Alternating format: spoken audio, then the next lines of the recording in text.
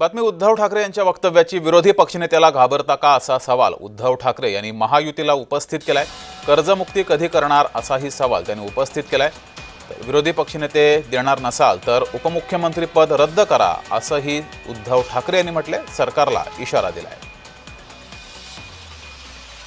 कदाचित आपल्या विधिमंडळाच्या इतिहासात पहिला प्रथम असा काळ आला असेल की दोन्ही सभागृहाला विरोधी पक्षनेते नाही आहेत। एक तर विरोधी पक्षनेते पदाला हे सरकार का घाबरते? एवढे मजबूत सरकार आहे, ज्यांना दिल्लीचा सुद्धा पाठिंबा आहे, अनेक भ्रष्टाचारी त्यांच्यासोबत घेतले, त्यांच्यावरती त्यांनी पांघरुणं घातलेले आहेत। एवढं पांघरुण बिघरुण घातल्यानंतर सुद्धा विरोधी पक्षनेत्याला हे सरकार का घाबरते? जर तुम्ही आम्हाला कायदे दाखवणार असाल तर मग उपमुख्यमंत्री पद हे तत्काळ रद्द केलं पाहिजे, कारण असं संविधानामध्ये कुठेही तरतूद नाही।